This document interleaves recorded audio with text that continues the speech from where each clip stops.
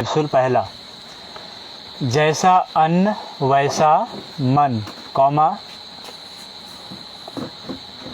Comma जैसा वित्त मतलब इनकम, जैसा वित्त वैसा चित्त, वित्त मतलब इनकम, जैसा वित्त व में हर सही तो, जैसा वित्त वैसा चित्त, कॉमा लगाइए। जैसा वित्त मतलब इनकम है ना, आय जो कमाई है अपना, जैसा वित्त होगा वैसा ही हमारा चित्त होगा, चित्त मतलब वैसे हमारे संस्कार होंगे। अगला लाइन लिखिए, जैसा आहार वैसा ढकार, एक ही नंबर में सब यही है, एक ही कैप्सूल है सब, पहले ही कैप्सूल के अंदर ये है चारों। जैसा आहार वैसा ढकार, जैसा हम भोजन करते हैं वैसे ढकार आती स्वाभाविक है। जैसा आहार वैसा ढकार। अगला लिखिए, जैसा पानी वैसी वाणी, जैसा पानी वैसी वाणी। ये हुआ अपना पहला हेल्थ कैप्सूल। किसी को डाउट हो पूछिए, किन्हीं को इन चारों में कोई डाउट हो तो पूछ सकते हैं। जैसा अन्न होगा वैसा ही हमारा मन होगा, है ना। अन्नो वही ब्रह्म कहा गया है, अन्न को ही ब्रह्म मान करके हम ग्रहण करते हैं। और गीता में एक मंत्र आता है, ब्रह्मार्पणम ब्रह्मभिर ब्रह्माग्नो ब्रह्मणाहुतम। सृष्टि में जो कुछ ब्रह्म ही है, जो भी उग रहा है वो भी ब्रह्म है, उगाने वाला भी ब्रह्म ही है, जो किसान है वो भी ब्रह्म है। तो ब्रह्म के अलावा कुछ है ही नहीं सृष्टि में। खाने वाला भी ब्रह्म है, जो खा रहा है वो भी ब्रह्म है, जो क्रिया हो रही वो भी ब्रह्म है। तो जैसे हम अन्न खाएंगे वैसे ही हमारा मन का निर्माण होता है। अगला लाइन है, जैसा वित्त वैसा चित्त। जैसे हमारी कमाई होगी वैसे ही हमारे संस्कार होते हैं। कैसे? उसी कमाई से तो अन्न लाएंगे ना खरीद करके, तो वैसे ही हमारे संस्कार बनेंगे। फिर जैसा आहार वैसा ढकार। यदि प्याज खाएंगे तो प्याज जैसे ढकार आएंगे, यदि लहसुन खाएंगे लहसुन जैसे ढकार आएंगे, यदि तरबूज खाएंगे तरबूज जैसे ढकार आएंगे। स्वाभाविक है, तो करके देख सकते हैं प्रैक्टिकल। अगला है, जैसा पानी वैसी वाणी। तो पानी यदि पिए तो सामने ग्लास को रख करके या लोटे में पिए, तो जो आपको चाहे वो बोलिए उस पानी में। यदि क्रोध में है, क्रोधी व्यक्ति तो हालांकि उसका तो ध्यान ही नहीं रहता क्या बोलेगा वो, तो आप यदि उसे पिलाए तो उसको बोलें, क्योंकि पानी को मेमोरी होता है। इसको जर्मनी वाले वैज्ञानिक ने सिद्ध कर दिया। आप रिसर्च पेपर देख सकते हैं गूगल पर जा करके, उसमें चेक कीजिए पानी को मेमोरी होता है कि नहीं होता है। तो उसमें देखा गया कि पानी के सामने कुछ बोला गया, कुछ गुनगुनाया गया, तो उसकी क्रिस्टल्स बन गई। और एक जगह पानी के पास कुछ गालियाँ दी गई, नकारात्मक चीज़ बोली गई, तो उसके टूटे टूटे से क्रिस्टल बने। इसका मतलब ये होता है कि हम जो भी बोलते हैं उसका प्रभाव पानी के ऊपर पड़ता है। खुली आंखों से तो नहीं देखिए, कुछ स्पेशल डिवाइस होती है उसके लिए, उससे हम देखते हैं। उसमें तो कुछ आकार बनते हैं। तो जितने अच्छे वाणी हम बोलेंगे वैसे उसमें क्रिस्टल्स बनते हैं। तो अपना शरीर जो है सर्वाधिक पानी है अपने शरीर में। इसलिए कहा गया है कि पानी यदि शरीर, ऐसे भी लोगों को बोलते हैं कि चेहरा में पानी ही नहीं है, कहते हैं ना नॉर्मल ऐसे भी। तो पानी को सुधारें, हमारी वाणी भी सुधर जाएगी, कर्कश वाणी समाप्त होगी। हेल्थ कैप्सूल दूसरा लिखिए, हेल्थ कैप्सूल दूसरा लिखिए। दूसरा हेल्थ कैप्सूल है, खाना को आधा करो, खाना को आधा करो। यदि 100% है तो 50% भोजन लीजिए। पानी को दुगना, पानी को दुगना। दिन भर में इतना भोजन करते हैं उससे डबल पानी पीजिए। लिखें, तीसरा उसी में लिखिए, कसरत को तिगुना करो। कसरत को 3 गुना करना है। भोजन आधा, पानी दुगना, कसरत 3 गुना, हंसना 4 गुना। हंसना को, हंसने को 4 गुना। सब उसी में है, दूसरे नंबर में ही सारे हैं। खाना को आधा करो, खाना की जगह भोजन ही लिखे बेहतर होगा, खाना फिर होटल वाले हो जाएंगे। भोजन को आधा करो, पानी को दुगना, कसरत को तिगुना करो, हंसने को 4 गुना। लिख लिए? अंतिम लिखिए, और प्रार्थना को 5 गुना। प्रार्थना को 5 गुना।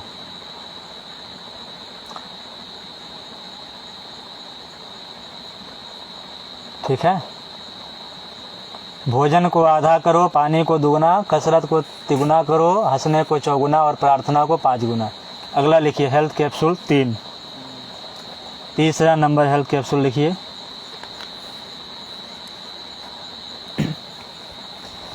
अब कई लोग कहते हैं कि हमारे स्वाद इंद्रियों पर तो कंट्रोल ही नहीं है, हम तो बिना घी के रह ही नहीं सकते हैं। कई लोग बोलते हैं बिना दही के तो हमारा हजम ही नहीं होता है। तो जिनको मन है खाइए, लेकिन कंडीशन है उसके साथ। लिखिए तीसरे नंबर में, घी खाओ तो, घी यदि खाते हैं तो क्या करें? घी खाओ तो घूमो फिरो, घी खाओ तो घूमो फिरो, जैसे भगवान कृष्ण करते थे। खूब मक्खन घी खाते थे लेकिन गैया चराते थे। घी खाओ तो घूमो फिरो, है ना। शक्कर खाओ तो चलो फिरो,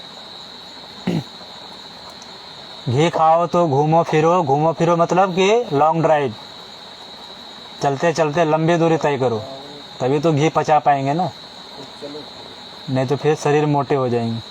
शक्कर खाओ तो चलो फिरो, चलना फिरना है शक्कर खा करके, गुड़ जो खाएंगे। अगला लिखो, नमक खाओ तो नाचो कूदो, गुड़। चीनी तो खाना ही नहीं है, मतलब उसके जितने भी प्रोडक्ट्स हैं जैसे खांड है, ये सब सारे उसमें आ जाएंगे। हाँ, नमक खाओ तो नाचो कूदो, नमक खा करके भी नहीं बैठना है ना। नाचो कूदो, रूम बंद कर लीजिए, गाना कोई लगा लीजिए, थोड़ा सा नाच लीजिए 5 मिनट, या बाहर में उछल कूद कीजिए, बैडमिंटन खेलिए, कुछ उछल कूद कीजिए। अंतिम उसी में लिखिए, दूध पियो तो दौड़ो भागो, दूध यदि पीना है तो दौड़िए भागिए, सुबह सुबह दौड़िए, दौड़ लगाइए। ये था health capsule number 3।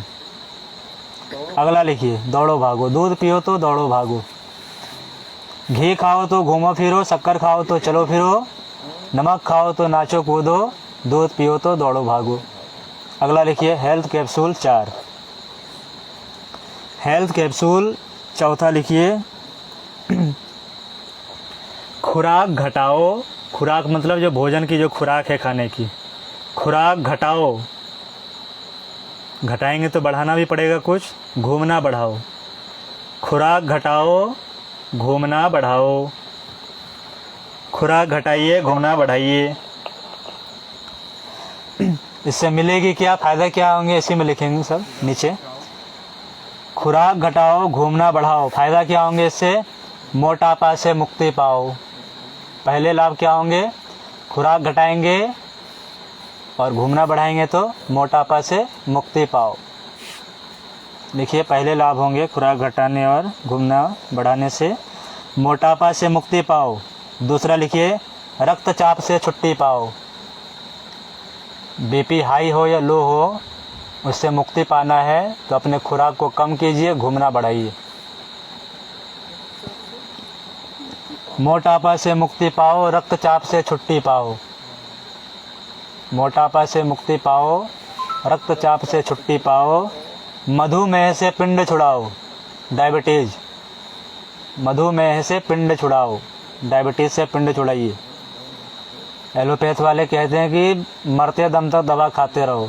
Naturopathy Ayurveda कहता है पिंड ही छुड़ा लो इससे। अगला उसी में लिखिए, हृदय को मजबूत बनाओ। हृदय को मजबूत बनाओ। सब एक ही काम से है, केवल खुराक को कम करना है और घूमना बढ़ाना है। हृदय को मजबूत बनाओ। अगला लिखिए, दीर्घायु का लाभ उठाओ। दीर्घायु का सब उसी में है, चौथे हेल्थ कैप्सूल में सारे हैं, लाभ हैं उसके। दीर्घायु का लाभ उठाओ, आयु लंबी होगी। केवल खुराक घटाओ, घूमना बढ़ाओ। ये सब किनसे होंगे? केवल खुराक को घटाना है और घूमना बढ़ाना है। अब बताइए, खुराक घटाने से लंबी आयु कैसे होगी?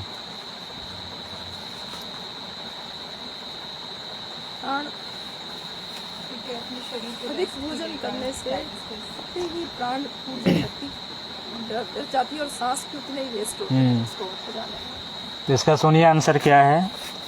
एक कहावत है, दाने दाने पर लिखा है खाने वाले का नाम। कितने लोग नहीं सुने? हाथ उठाइए। सब सुने हैं ना? दाने दाने पर लिखा है खाने वाले का नाम।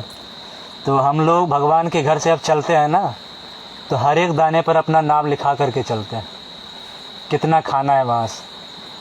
तो यदि हम जल्दी जल्दी खाना खाएंगे, भोजन करेंगे, खत्म हो जाएगा हमारा भोजन खत्म हो जाएगा, हमारा राशन हम मर जाएंगे। यदि धीरे धीरे भोजन खाएंगे पूरा तो हमारी आयु लंबी होगी, क्योंकि अभी 2 किलो अनाज यदि बचा है तो उस 2 किलो को अभी हम खाना है ना, उसके लिए अभी आयु रहेगी बची हुई। इसलिए कहा गया है कि खुराक घटाओ और दीर्घायु का लाभ उठाओ। समझ गए? अब अगला लिखिए, हेल्थ कैप्सूल 5वां लिखिए। हेल्थ कैप्सूल 5वां लिखे, बंद करो 4 बुराई। बंद करो 4 बुराई। कौन कौन सी बुराई है? 4। बंद करो 4 बुराई। पहला, आमचूर और खटाई। पहला बुराई आमचूर और खटाई।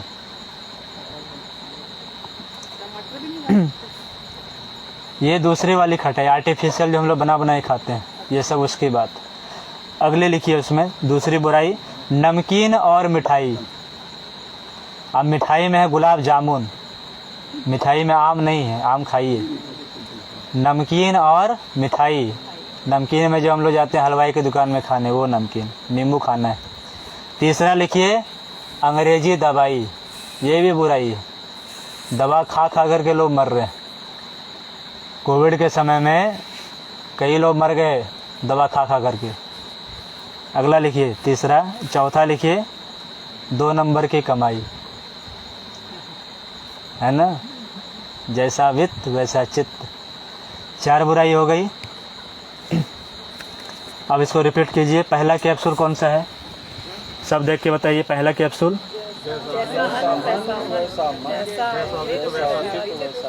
जैसा आकार वैसा प्रकार, जैसा पानी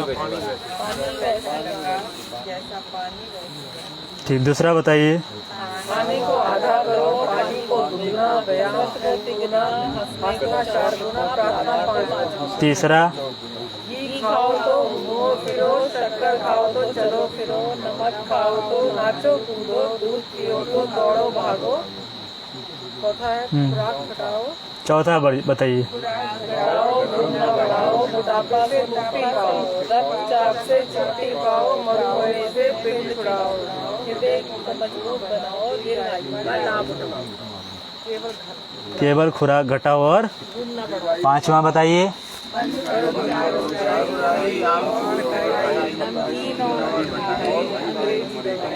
दवाई 2 नंबर की कमाई। समझ में आ गया? कहीं को डाउट तो इसमें नहीं है? यही है आपके लिए हेल्थ कैप्सूल। इसको रोज पढ़िए उठ करके, समझें, कभी बीमार नहीं पड़ेंगे। चलिए अगला लिखिए, किस प्रकार के भोजन लेने चाहिए? स्वस्थ रहने के लिए किस प्रकार के भोजन लेने चाहिए या ग्रहण करने चाहिए? स्वस्थ रहने के लिए किस प्रकार के भोजन ग्रहण करने चाहिए?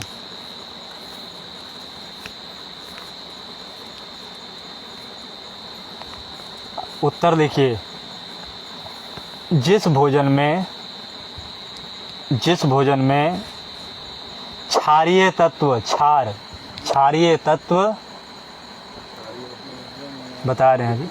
क्षारीय तत्व, क्षारीय लिखने जानते हैं? क्षत्रिय वाला छ लिखिए। क्षारीय तत्व सबसे अधिक हो, उस भोजन को ग्रहण करना चाहिए। जिस भोजन में क्षारीय तत्व सबसे अधिक हो, उस भोजन को ग्रहण करना चाहिए। अब क्यों करना चाहिए क्षारीय तत्व वाले? 3 चीज होती है केमिस्ट्री की भाषा में, एसिड, बेस, एक सॉल्ट, 3 चीज होती है। तो केमिस्ट्री में कहा जाता है किसी भी केमिकल को यदि मिलाएं और उससे हाइड्रोजन यदि रिलीज होता है तो वो एसिडिक है नेचर में। यदि OH यदि रिलीज होता है तो वो बेस होता है। NaCl सॉल्ट है अपना। अपने मुख में कुछ बनता है यहाँ पर, उसका यदि हम लोग pH चेक करेंगे, pH स्केल होता है, उसमें यदि हम लोग चेक करेंगे तो उसका गुण जो है क्षारीय है। क्षार तत्व है, गुण होता है एक, वो क्षार तत्व है किसी भी चीज़ का। एसिडिक नेचर बेस नेचर होता है किसी भी आहार का। एक स्केल होती है, जैसे हम लोग स्केल से मेजरमेंट करते हैं ना कॉपी में, उस तरह से स्केल होती है। जैसे थर्मामीटर है, वो भी एक स्केल है, तो उसमें हम लोग अपना फीवर जो है मेजरमेंट करते हैं। मेजरमेंट स्केल है सिंपल सा। एसिडिक है या बेसिक है। 7 से यदि नीचे होगी तो वो एसिडिक होगी, 7 से यदि ऊपर होगी तो वो अल्कलाइन होगी, क्षारीय होगी।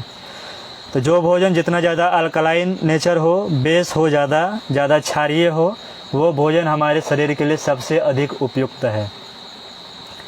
अब ब्लड का नेचर लिखिए, लिखिए ब्लड, डैश दीजिए, ब्लड दे करके डैश लिख दीजिए, ACID अम्ल, ब्रैकेट में हिंदी में लिख सकते हैं अम्ल। रेशियो का दीजिए, इसमें ऊपर भी बिंदा दीजिए, नीचे बिंदा दीजिए, एसिड के बगल में रेशियो करते हैं ना, बटा, एसिड बटा बेस, वो लिखिए। एसिड लिखें, डॉट 2 डालें। इसलिए हम वैसे ही भोजन को ग्रहण करें जो हमारे ब्लड की अल्कलाइन नेचर को मेंटेन करके रखे। यदि हम एसिडिक फूड खाएंगे तो हमारे ब्लड की एसिडिटी को बढ़ा देगी। देखिए कौन कौन से फूड होते हैं, देखिए क्षारीय आहार, क्षारीय आहार।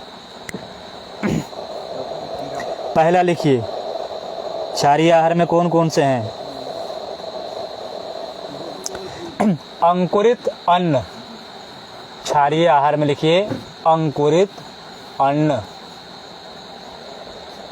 दूसरा लिखिए गुड़, गुड़, गुड़ लिखिए, गुड़ क्षारीय है, क्षारीय तत्व है उसमें सबसे अधिक फास्फोरस है इसके अंदर। गुड़ लिखे। आगे लिखिए लौकी, आगे लिखेंगे लौकी। आगे लिखिए किशमिश, किशमिश। पालक,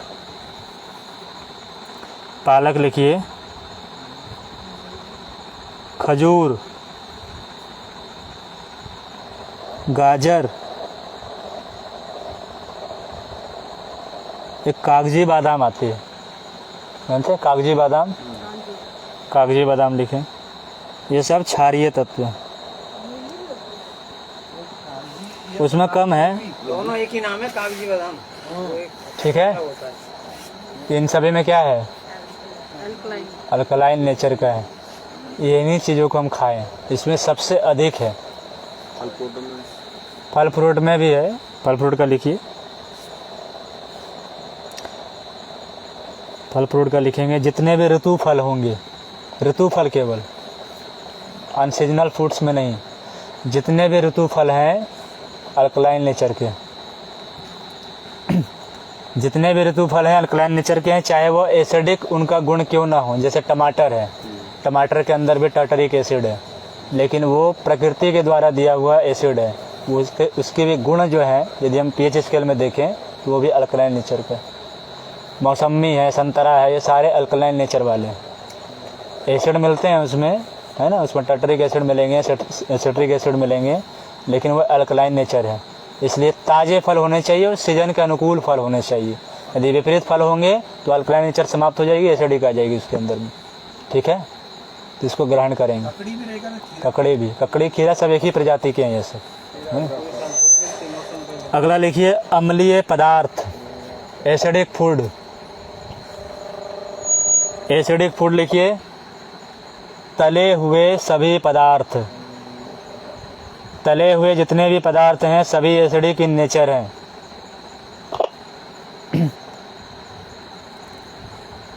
देखिए मिर्च मसाले वाले सभी पदार्थ, जितने भी हम खूब वो भुजिया और ये सब्जी तल भून के जितना खाएंगे रहेगा भोजन में, उतना अधिक वो एसिडिक होगा। मिर्च मसाले लिखे। पॉलिश वाले चावल, पॉलिश वाले दाल, ये सभी एसिडिक नेचर वाले। 20-80 वाली जो रेशियो है ना, तो उतना ही लेना है, इसलिए थोड़ी सी इसमें जो है छूट दी गई है। हाँ, इसमें थोड़ी सी छूट दी गई है कि आप यदि जी मचले कि हाँ हमें खाना ही है, मन कर रहा है, कभी विवाह शादी में चले गए खाने के लिए, तो वो क्षारीय हमारे शरीर में बढ़ता है तो क्या होता है? क्षारीय तत्व तो बढ़ेंगे, कोई दिक्कत नहीं है। देखिए एक चीज़ और इसमें समझ लीजिए, 95 कोई दिक्कत नहीं। हमारे मुंह में हमारे मुंह में क्या बनता है, उसका गुण कैसा है, क्षारीय गुण है। आप आंतों में क्या बन रहा है, अमाशय में क्या बन रहा है, एसिड बन रहा है, सबसे घटिया एसिड HCl। और जो बाहर जब गैस निकलती है तो वही एसिड गंद करती है, कितना सड़ा हुआ एसिड है। तो नीचे एसिड की व्यवस्था है, ऊपर में क्षार की व्यवस्था है। इसलिए कहा गया है सुबह सो करके जब जगें तो गुनगुना पानी पी करके उस क्षार को अंदर ले जाइए। और हम लोग क्या करते हैं, सुबह उठते हैं थूकना शुरू कर देते हैं। तो इसको बताया गया कि अमृत से भी महंगा है। अब अमृत को कोई देखा है कि नहीं देखा तो देवता ही जाने, हम तो नहीं देखे। लेकिन अपने पास जो भगवान ने अमृत दिया है ना, इस अमृत को पीजिए, अंदर ले जाइए। इस जिनको भी गैस डकार आते हों वो सुबह सुबह पानी पीना शुरू कीजिए, सप्ताह भर के अंदर शांत हो जाएंगे। गैस डकार होने का मतलब है कि आपके एसिड बढ़ रही है, क्षार कम हो रही है, तो क्षार को बढ़ाइए। जो बोल रहे हैं क्षार बढ़ेंगे तो क्या कोई दिक्कत नहीं है, क्योंकि एसिड अपना इतना बन रहा है कि एसिड बैलेंस कर देता है हर चीज़ को, ठीक है। तो इसको सुबह सुबह पानी पी करके अंदर ले जाएंगे, थूकेंगे नहीं। यदि जीव हत्या का कभी पाप माथे पर लेना हो, ऐसे तो हम लोग करते ही रहते हैं, दिन भर में कुछ ना कुछ मर ही जाते हैं पैर से। तो सुबह उठ करके प्रैक्टिकल करना हो तो किसी भी चींटी पर थूक को यदि फेंकेंगे, चींटी तुरंत मर जाएगी। इतनी इसमें गुण है, इतनी क्वालिटी है इस क्षार के अंदर में। इसलिए सुबह उठिए तो गुनगुना पानी पी करके उषा पान जरूर कीजिए, ऋषियों ने जो इसको निर्धारित किया है उस एसिड को बैलेंस करने के लिए, ठीक है, समझ गए। तो अब आज की कक्षा को यहीं विराम देंगे। कुछ पूछना हो तो पूछ लीजिए, 5 मिनट आपके पास समय बचा हुआ। हाँ, रोटी जो बताए कि आग पर जो भी चीज़ हम आग पर चढ़ाते हैं वो एसिडिक हो जाती है। किसी भी चीज़ को यदि हम चढ़ाएं, इसलिए पानी को भी चढ़ाते हैं तो उसको कहा जाता है कि थोड़ा गुनगुना पीजिए, केवल बॉयल करके मुंह नहीं जलाना है उसमें, या उसको ठंडा कर, हाँ घड़े में डाल के थोड़ा ठंडा कर लीजिए, फिर पीजिए उस चीज़। तो हम लोग क्या करते हैं, एक इसलिए बनाया गया था गृह विज्ञान, होम साइंस। उसमें जो विद्यार्थी होते हैं उनको रोटी बनाने का तरीका सिखाया जाता है कि किस तरह की रोटी बनाए कि वो एसिडिक ना हो नेचर में। यदि रोटी में एक भी काला दाना भी दिख गया तो समझिए वो एसिडिक हो गया। इसलिए जो होम साइंस के एक्सपर्ट्स होते हैं वो जब रोटी बनाते हैं बिल्कुल लगेगा कि कच्चा ही रोटी, लेकिन फूला हुआ रोटी हो। तो टेक्निक है उसको गूँथने का और बनाने का, तो उतना तो हम लोग नहीं कर पाएंगे। तो उसके लिए हम लोग क्या करते हैं, रोटी के साथ में कुछ ऐसे पदार्थ मिलाए जाते हैं जिनके गुण क्षारीय हों, जैसे पालक है, कुछ साग है, उसको आटे के साथ मिला करके ताकि उसके क्षारीय तत्व को बैलेंस करे, उसको बनाए। और उससे भी ज़्यादा ना पकाएं, तेज आंच पर ना पकाएं। वैसे भी कहा जाता है कि मकई का आटा वगैरह, हाँ वो तो मिक्स है, वो तो और भी अच्छा है। तरह तरह के ऐसे जवारे हैं, बाजरे हैं, मकई है, गेहूँ है, बिना चाला हुआ है ना, उसको मिला करके यदि बनाते हैं तो वो भी एसिडिटी को कम करती है, अल्कलाइन नेचर को बढ़ाती है। साग वाग यदि कुछ मिला दें उसके साथ में तो वो भी अल्कलाइन नेचर में आ जाती है, तो कोई दिक्कत नहीं है। वो तो हालांकि उतनी एकाग्रता से कौन बनाएगा, उधर सास बहू वाली सीरियल भी छूट जाएगी, तो ध्यान से उतना तो एकाग्रता नहीं आ पाती है। तावे पर सेक, इसलिए पुराने समय में मिट्टी के बर्तन में बनाया जाता था, उसमें कम जलती है कुछ भी, बिना आँच के सेक दिया जाता है। हाँ वो भी ठीक है। और एक आजकल जो आदत खराब हो गई, तावे को हटा करके और रोटी आग पर फेंक करके वो पलटना सबसे बेकार चीज़ है, वो एकदम मत कीजिए, तावे पर ही कीजिए। और कोशिश करें, एक चीज़ और है, लोहे के तावे पर बनाइए, लोहे के तावे को यूज कीजिए। संभव हो तो मिट्टी के भी आते हैं तावे, उस पर यूज कीजिए। वो संभव नहीं है तो लोहे के तावे, जितना मोटा तवा होगा उतना ज़्यादा बेनिफिट करेगा। और वो जो फ्राई पैन है, ये सब जो नॉन स्टिक आ रही है, सब बेकार चीज़ है, उस पर मत कीजिए। लोहा के तावे को यूज़ कीजिए, लोह तत्व भी उसके अंदर जाएंगी, रोटी जलेगी कम। और रोटी बनाइए और तुरंत खाइए, रोटी बना के छोड़ के बासी करके मत खाइए। एक और सुन लीजिए, जिनका बीपी बढ़ा हुआ हो उसके बीपी को यदि कम करना है तो बासी रोटी खाना शुरू कीजिए। केवल वही व्यक्ति, जिनका बीपी ज़्यादा है वो बासी रोटी को खाना शुरू कीजिए। सुबह मुंह धो करके बासी रोटी यदि खाना शुरू करेंगे तो हमारी बीपी धीरे धीरे कम हो जाती है। जो चिड़चिड़ा व्यक्ति, क्रोधी व्यक्ति, उसे बासी रोटी सुबह खिलाइए, केवल वही खाए, बाकी लोग ना खाएं, केवल उनके लिए उपचार है। तो रोटी के साथ फिर अचार खाओगे, कोई भुजिया खाओगे, तो ये बताए ना आमचूर और खटाई वो बंद कीजिए। तो रोटी के साथ क्या खाओगे? जो रोटी खा लो, दूध रोटी खा लो। गुड़ खाइए ना, गुड़ रोटी खाइए, सबसे अच्छा है। और विजय जी पराठे भी बंद है। गुड़ रोटी खाइए, सब कितना अच्छा है। पुराने समय में माताएं क्या करती थी, बच्चों को रोटी में घी लगा करके, गुड़ लगा करके वो गोल बना के देती थी। बच्चा उछल कूद भी कर रहा है, खा भी रहा है, तो घी खाओ तो घूमा फिरो, तो सब कुछ होता था ना उस समय। तो पुराने समय में घूमिए। दादा दादी यदि जीवित हैं तो उनसे पूछिए क्या टेक्निक थी, आप कैसे इतने दिन तक जिंदा रह गए, आपका दांत कैसे अभी तक जीवित है। पुराने जमाने तो बासी रोटी देते थे जरूर। अगर हाई बीपी वाला बासी रोटी खाएगा तो बासी रोटी गुड़ के साथ तो उसको फिर घी लेना पड़ेगा ना, बगैर घी के तो गुड़ और रोटी। तो घूमना फिरना है, घुमाइए फिराइए। कंडीशन यही है, घी खाना है तो घूमना फिरना पड़ेगा आपको, नहीं घूमे फिरेंगे चर्बी बढ़ जाएगी आपकी फिर। हाँ, दूध के साथ भी खा सकते हैं, लेकिन दूध ताजी हो, दूध बासी ना हो। हाँ। एक हमारे यहाँ राजस्थान, दिल्ली, हरियाणा में बनती है राबड़ी, उसको शाम को बनाते हैं, जौ की बनती है, उसको सुबह खाते हैं और स्वाद नहीं आता, बासी होती है। बासी हो जाती है, लेकिन वो बहुत फायदेमंद है।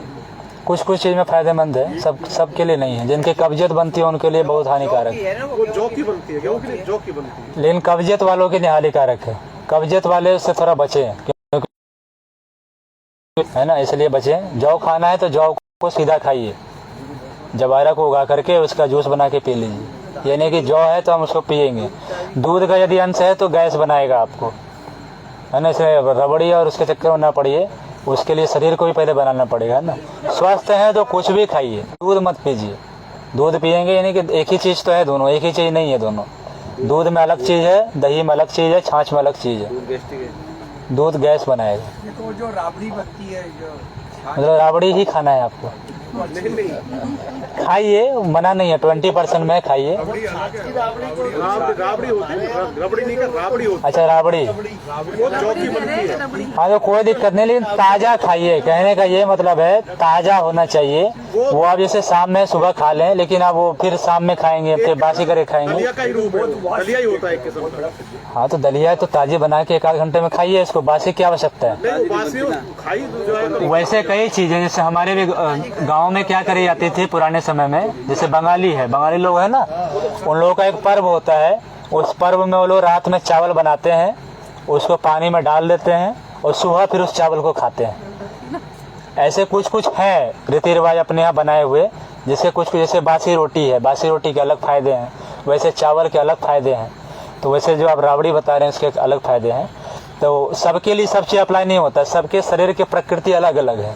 आपके शरीर की प्रकृति कफ प्रकृति है, किन्हीं का पित्त प्रधान है, किन्हीं का वात प्रधान है, तो एक ही संविधान सब पर लागू नहीं होता है। सबके शरीर के हिसाब से अलग अलग संविधान, ठीक है। और कुछ पूछना है किसी को? हाँ, मुझे पूछना है, जैसे आपने बोला अमचूर यूज नहीं करना है, हाँ, तो जैसे मैं काफ़ी सब्जियों में हम लोग तो अमचूर डालते हैं, तो वो अमचूर की अमचूर जैसे डालते हैं ना, तो 20% के हिसाब से डालिए, कम डालिए। उसमें हम लोग अति डाल लेते हैं किसी भी चीज़, जैसे मिर्च मसाला भी मना नहीं है खाने के लिए। हमारे घर की जो औषधालय है वो हमारा किचन है। नींबू तो खटाई में नहीं आता है। नींबू खटाई में नहीं, खटाई जैसे हम आम का अचार बनाते हैं ना, तो उसको तरह तरह से हम लोग बनाते हैं, कुछ हम और भी एक्स्ट्रा उसमें मिला देते हैं, वो है अपने लिए खटाई, उसको नहीं। नींबू खाइए, संतरा खाइए, मौसमी खाइए, जितने भी खट्टे फल सब खाइए। स्किन के झुर्रेपन समाप्त होंगे, स्किन डिजीज नहीं होगी, चेहरे में तेज आएगा, पिंपल सब नहीं आएंगे। नींबू को हो सके तो चेहरे पर लगाइए भी, वो मना नहीं है किसी कुछ भी। प्रकृति जो भी दे रही है सब खाइए पीजिए, आराम से रहिए। और कुछ? ठीक है, तो आप तो आहार की बात हो गई। आज गुरुवार का दिन था, गुरुजी का दिन था आज। टाइम कितना हुआ? अभी तो 7:15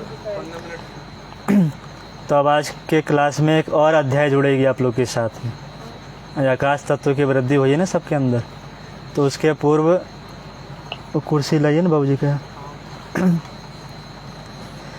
तो हम सब के बीच में, हम सब के साथ प्रारंभ से ही बाबूजी हैं, स्वर्णकार बाबूजी, जो कि छत्तीसगढ़ से आए हैं। और छत्तीसगढ़ का जो इलाका है वो भगवान राम का इलाका है। वो जब दंडकारण्य कहते हैं ना कि भगवान राम जो है बहुत लंबे समय तक वनवास में उधर रहे थे, तो उधर के ही सारे वनवासी भगवान राम के साथ में लंबे समय तक रहे थे। वैसे क्षेत्र से हमारे बीच में आदरणीय बाबूजी आए हैं, तो बाबूजी से निवेदन है कि हमारे सामने आ जाए। परम पूज्य गुरुदेव जी का जो आप तस्वीर देख रहे हैं सामने में, तो हमारा भैया का तो सौभाग्य नहीं रहा कि गुरुजी को इन आँखों से देख पाए। पिछले जन्म में हो सकता है कि रहे हों, याद नहीं है, लेकिन बाबूजी का सौभाग्य रहा कि वो लंबे समय तक गुरुजी के साथ रहे। गुरुजी के बातों को उन्होंने सुना, उनके कार्य को उन्होंने आगे बढ़ाया और आज भी हमारे बीच हैं। और पेशे से ये इंजीनियर के पद पर रहे और लंबे समय तक सनातन धर्म के प्रचार में जो भी हमारे अंदर जो समाज में जो कुरीतियाँ पनप रही थी, दहेज प्रथा हो, है ना, जो अलग अलग तरह के कन्या विवाह हो, नशा उन्मूलन हो, कुरीति उन्मूलन हो, ऐसे कई तरह के अंधविश्वास हमारे समाज में धीरे धीरे पनपती रही। गुरुजी का एक आंदोलन रहा, संघर्षात्मक आंदोलन, है ना, कुरीतियों के खिलाफ आवाज़ उठाना।